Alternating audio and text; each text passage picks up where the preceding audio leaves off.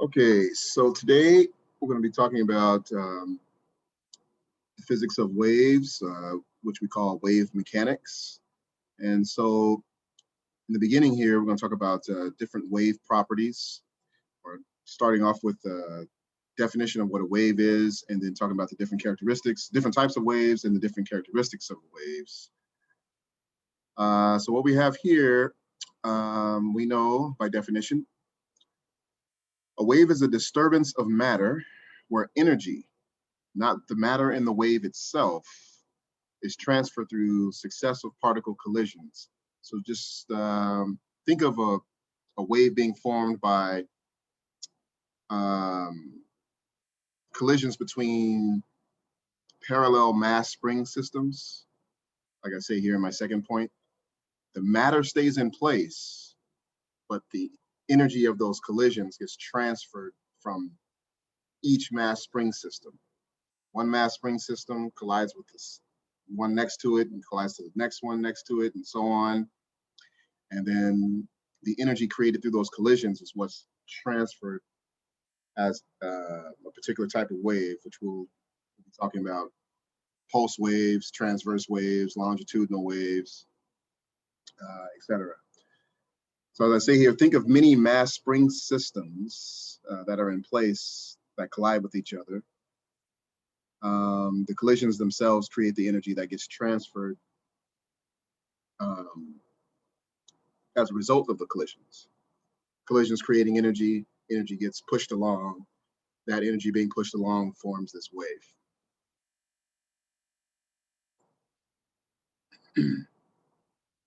So as an illustration here, so you can think of one mass spring system goes up. As one goes up, the other one comes down, colliding with the next one. That's going to go up. This one's coming down, and the next one goes up. So it's a crude but easy picture to kind of see how the wave is getting formed through those the collisions that each mass spring system has. The collisions create that energy that forms the wave. So it's kind of like a sine wave or cosine wave that gets formed in this particular example. So there's different wave types. There's a pulse wave, and that's just a wave with one bump. It goes along, proceeds along in one direction. And I was illustrating here that if this pulse wave reaches a boundary, it's going to get reflected in the opposite direction, and then the pulse is going to be on the opposite side, or the negative side. So this being positive side, this will be negative side.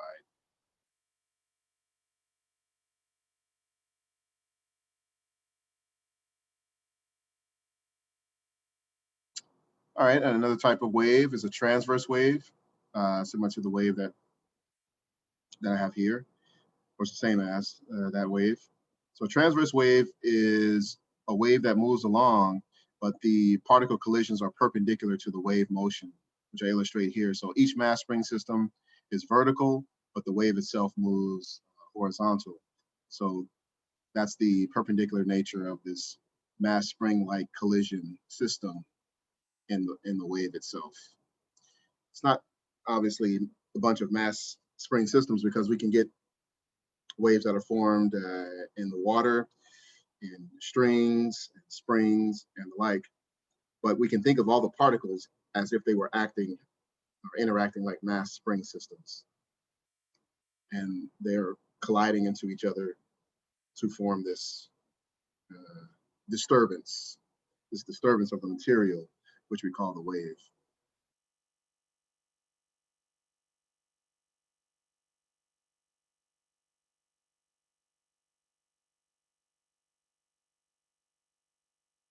The next type of wave is a longitudinal wave, and a typical example of a longitudinal wave is a sound wave. These waves travel in an accordion-like manner. So they move lengthwise, and there's alternating regions of compression and extension. The technical term for the extension here is rarefaction, R-A-R-E-F faction. So let me write that here.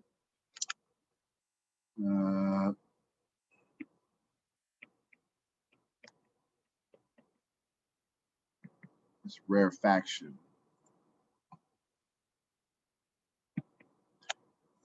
and we can just think of it as the extension part of the wave. So the regions of high compression in this longitudinal wave is the region where the density of the air or the water or whatever medium it is the greatest. The density is more compressed, or it's the greatest in the compression region of the wave. It's less density in the extension part, and it increases again, compression to extension to compression to extension as the wave moves along to the right in this example. So this is a longitudinal wave. Transverse, longitudinal. There are another type of wave called a surface wave.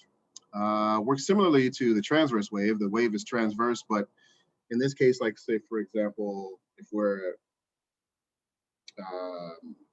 at the beach or in the ocean, the particles themselves, they don't move up and down in place, they move in circles in place. So say for instance, this is one particle is turning around in a circle, but staying in that area.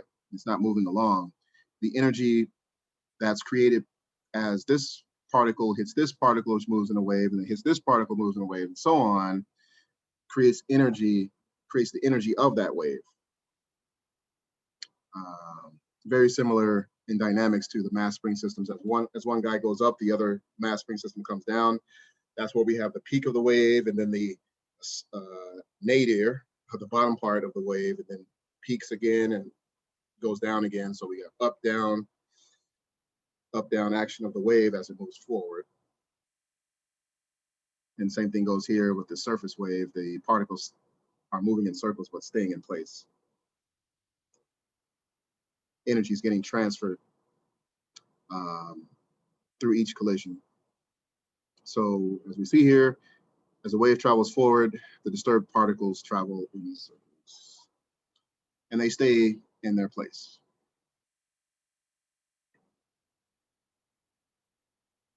Because it's the energy that gets pushed along, not the matter. In all of these ways, you can kind of just think of yourself at a baseball game. When you form the wave, a couple of people, stand up in one section and it just catches on. So that's really what happens, because you're staying in place. It's just that you are transferring energy, as it were. You're influencing all the rest of the people in the stadium to rise up and then sit down, and the next section rises up and they sit down. And so this succession of rising up and sitting down is what forms the wave around the stadium. The energy is transferred, but the particles stay in place. So different wave properties. The amplitude of the wave is the distance or height of the wave is from the starting point. And the amplitude is always deemed positive because we're going to look at it as a distance as opposed to a displacement, keep things simple. Or you can just think of it just as the magnitude of its height. How high is the wave above zero, or how low is it below zero? And the amplitude will be the same above and below the zero. For most action, for simple harmonic motion, it's going to stay the same above the zero and the same below zero. But there are, in reality, there's going to be damping effects and friction that's going to cause the amplitude to decrease over time. But we'll keep things simple and just quote the amplitude as the distance above zero, the same distance above zero as it is below zero. And so we have a picture of that right here. So this being amplitude A, this would be positive A, well there, and this would be negative A. But we look at the A itself as positive. It's just a magnitude, just the distance, the same distance above zero as it is below zero. The energy of a wave is proportional, this tilde sign means proportional to the amplitude squared. So say, for instance, you have an amplitude of 2, then the energy of that wave is going to be, it's going to increase by a factor of 4. It's not going to be equal to 4 joules. It's going to increase by a factor of that. So A equals 2, then the energy will be 4, and then so on. 3 is the energy is going to increase by a factor of 9, and so forth. So the energy is going to increase quadratically.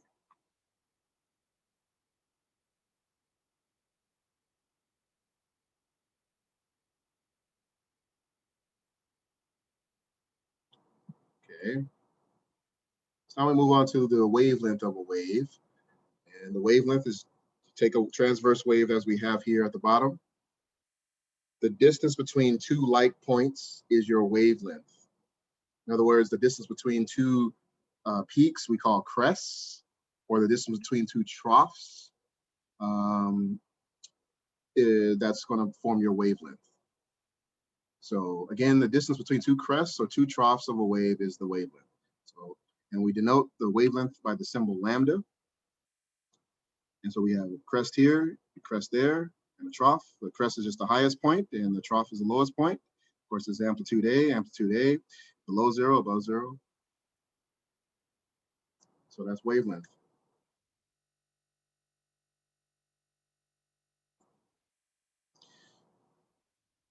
Now let's talk a little bit about the speed of a wave speed. So we've already just determined that the distance of a wave between two like points is called the wavelength, lambda. So the time it takes for the wave to go between one crest to the next crest, two successive points, is called the period. We denote that by capital T. From our basic principles where we talk about velocity in terms of a particle moving in a straight line, the velocity of that particle is going to be the displacement over time, delta x over delta t, where delta x is your displacement or your distance.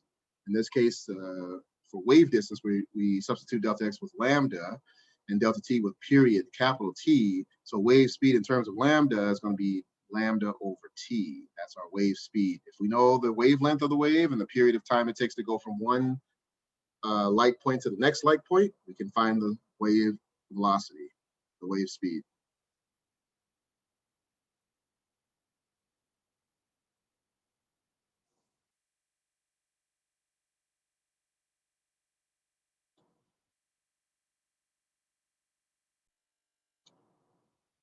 Okay.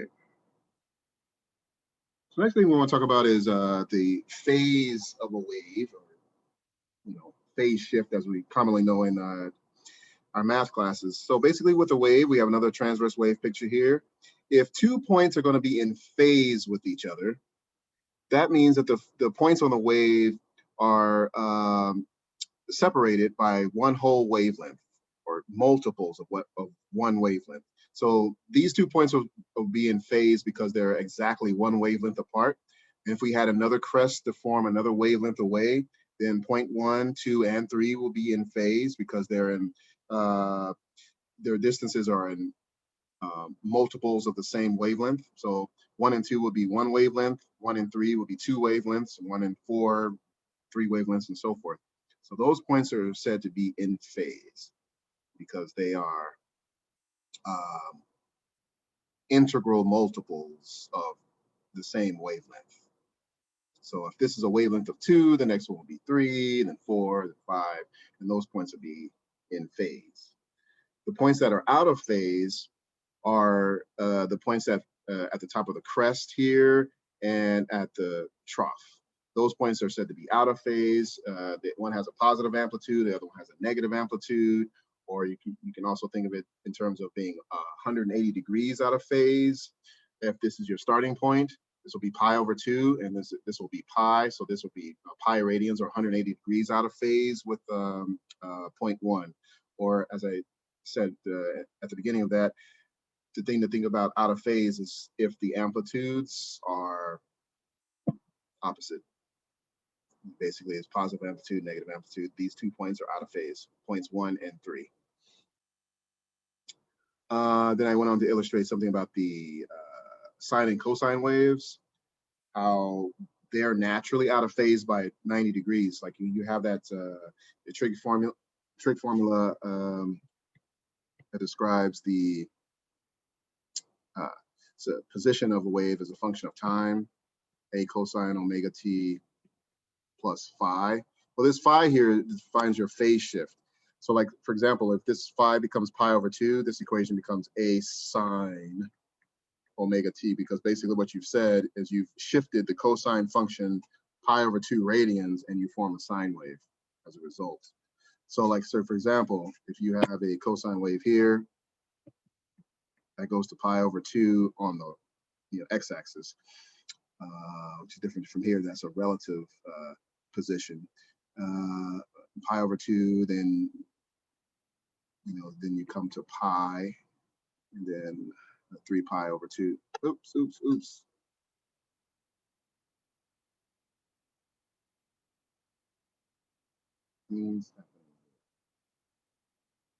One second. All right, sorry about that. So this would be pi over 2, this will be pi, this will be 3 pi over 2, and then we come back up to 2 pi, for example. And then this will continue on. So you can see here in the red, that forms a cosine function, and the black is the sine.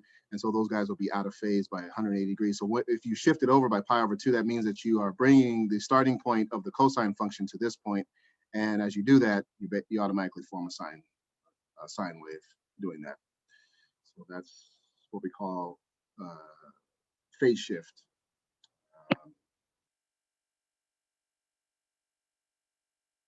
So we take the same concept of phase with cosine and sine, and we shift it to make either or. So if you have a sine function, and then if you want to go to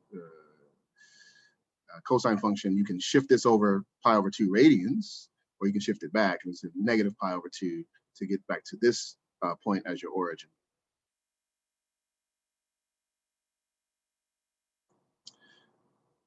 So in phase, the 2 points are in phase, they're separated by 1 or more whole wavelengths. Out of phase, the 2 points are 180 degrees or pi radians apart, or half of a wavelength apart. Frequency. Definition of frequency. Another characteristic of a wave. So that's just the number of waves or cycles in a certain period of time. So frequency is defined as number of cycles per period. For example, another transverse wave here in one period. This is one full cycle. One full cycle consists of a crest and a trough. Here we see we have an amplitude here, positive amplitude, negative amplitude. This is a full period of time t, broken up into little bits here, 0, t over 2, and then t. And this would be like t over 4. This would be 3t over 4 to break up the entire period into its parts. So this would be like t over 4, t over 2, and then this would be 3t over 4, or 3/4 of a period. And this is a full period t, starting from 0. So one cycle that we see here consists of one crest and one trough. So in that case, the frequency would be one wave or one cycle per the period of 1 second, which is 1 hertz. Units of frequency are the hertz. Well, in this cycle here, let's say that we have 20 waves in the same period, so our frequency would be like 20 hertz. And then I went here to illustrate some bits about the different parts of the electromagnetic spectrum. We see these 10 to the 12, 10 to the 14, 10 to the 20th, and 10 to the 22nd. These are all cycles. These are all frequencies of light, frequencies that correspond to these ranges of light along the E&M spectrum. So 10 to the 12th hertz roughly is the infrared range. 10 to the 14th hertz is the visible, what we can see. 10 to the 20th, X-rays, and 10 to the 22nd gamma. Could be off a little bit there, but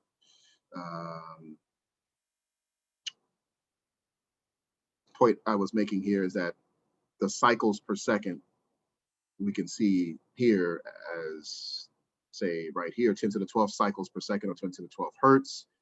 And it's like, if a billion is 10 to the 9th, we got 1,000 times a billion hertz, or 1,000 times a billion waves every second for the infrared, and then the visible, and then the X-rays, and then the gamma.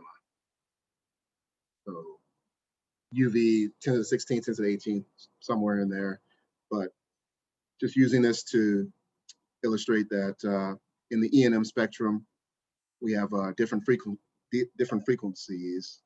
And we can see the frequency of light, which is 10 to the 14th hertz. So different frequencies exist along the electromagnetic spectrum. And wavelengths, let's say the wavelength of visible light is on the order of 10 to the -7 meters, or basically 1/10,000,000th of a meter, very, very small wavelength that we can see, corresponding to these number of waves per second, 10 to the 14th hertz. So purple will be over here, or violet, and right in here, ultraviolet rays. Here's our red, and right below that is infrared, and then we get microwave, TV, radio waves before that. And then right after the purple, we get to ultraviolet, and X-rays and gammas as far as we can track. So frequency, number of waves or cycles per second. And again, wave speed, we've already defined what wave speed is in terms of the wavelength. Velocity is lambda, wavelength over period. We do know that not force, but frequency is 1 over t, where this is the number of cycles per second, which we have here, number of cycles per period of time, which is measured in seconds. Frequency 1 over t. So then we substitute frequency into this equation. We get a new wave speed equation, v equals f times lambda. It's basically the same thing as that. We just explicitly use frequency. This would be wave speed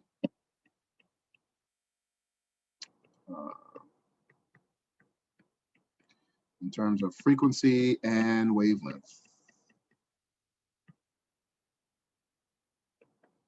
That's our typical wave speed equation. And at the speed of light, this becomes c equals f lambda for the velocity of the speed of light. Velocity of light, speed of light.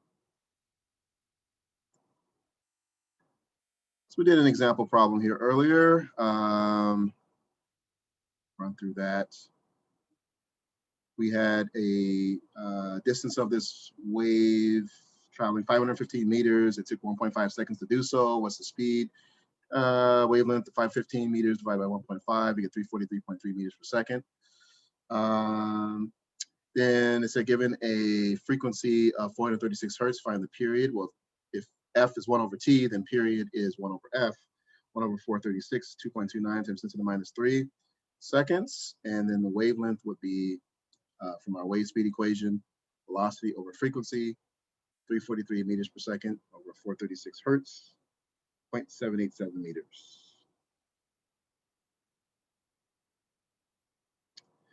So our last topic of the day is standing waves. We're going to be doing a series of music projects where we're going to use physics to locate the positions of all the notes on all the stringed instruments. So with the guitar, for example, electric and bass guitar, we're going to use the wave speed formula to figure out how we can locate all of the notes for a 4-string electric guitar or 6-string or any number of strings that we have. We can use simple physics to determine where those notes are placed. So if we can just imagine, for example, that this picture is a picture of, like, say, this is like a guitar board, the sounding board, and this would be one of the strings. Let's call, and our first project is going to be the finding the location of all the notes for the electric bass. So the lowest string is the G2 string. So this is our soundboard here, and if we pluck this string up, like just hold it up in place between these two boundaries here, this will be the front, and this will be the back before the big baseboard, you know, that the big back end of the guitar. So this will be the not sure what that's technically called, but just the big fat part of the guitar. So this will be the end. This will be the just the neck of the guitar, all there, before we get to the baseboard in the back, where all the strings get attached at the right over that the hole in the guitar. So in this picture, if we hold our string up, this is picture of a half of a wavelength, because we know a wavelength consists of a crest and a trough. So here it would be lambda over 2, or half of a wavelength. Well, this distance will be just arbitrary distance L, or just the length of a string. So if we want to find the wavelength here, we would just solve for lambda. Well, L is lambda over 2 in our picture, and so we'll get lambda is equal to 2L. So it's 2 lengths here will make one whole wavelength. So that's what we have. So again, soundboard, length L, half of a wavelength for the G2 string, just for example. Now, in this picture, we take the wave speed equation, and let's say that we want to find the different frequencies or different harmonics in the C4 string or G2 string, whatever string we have. So I'm going to keep consistent. Say G2, but I'll leave it at C4. Let's say for now this is C4. What if we wanted to find the different harmonics in the C4 string? If this was a C4 string, again, this is our baseboard, the neck of the guitar, and this is the string that we've plucked. We haven't, placed our fingers in any positions yet. So if I want to find the different harmonics, I can use this formula. Harmonics or frequencies or pitches, same thing. Pretty much. So I solve for frequency, which is velocity over lambda. I've already determined that lambda is 2L. So I substitute 2L here, V over 2L for my wavelength. Now there are different harmonics, and each harmonic is a multiple of the first harmonic. So this equation can actually transform to F sub n equals NV over 2L, where n represents the harmonic number, the first harmonic, second harmonic, third, and so forth, right? And so we can determine the frequency of the first harmonic by substituting n equals 1 here. F1 is, if we knew the speed of the string and the length of the string, which we will know, and we can figure out the first frequency, the first harmonic. And then the second harmonic, or the first overtone, we'd set n is equal to 2, and this becomes V over L. And then the third harmonic, n equals 3V over 2L. And then the wavelength in that case will be just 2/3 L, where we just flip this over if we want to solve for wavelength, because this comes from obviously F equals V over lambda, where lambda is going to be, well, 1 over lambda is 3/2 L in this case, 3/2 L, and then lambda would just be 2/3. So basically, a picture of that would be the wavelength will be 2/3 of this length. So if this is this, in this picture, the wavelength will be 2/3 of the entire length of this string here.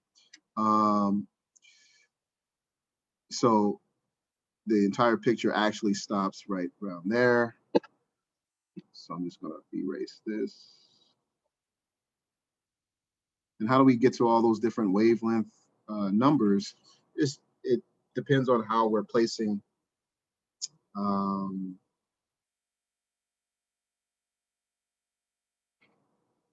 let me correct that. So the wavelength is 2/3. If this is one whole wavelength, erased a little too much there. So this would be one whole wavelength, and then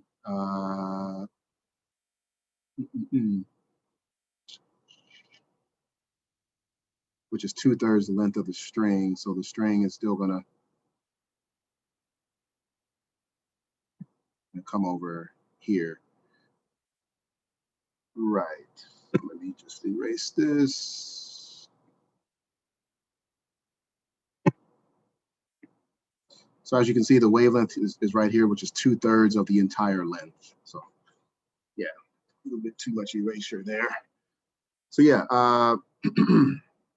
yeah, and how we get to take this standing wave that we have here and then make it into something like this. Depends on how our finger placement on that string to make a particular pitch, which is a particular note.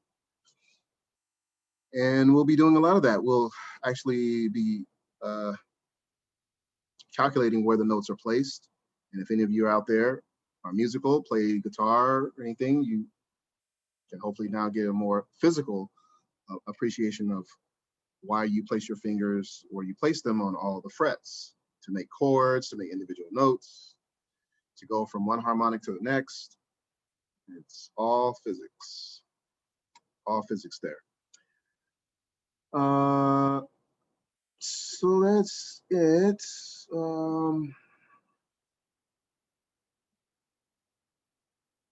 Yep. Just want to introduce the waves concept. Then on Friday, I'm going to have a little brief introduction to electricity and magnetism as we watch a video on the same subject. A little fun video that talks about the electromagnetic properties of the universe.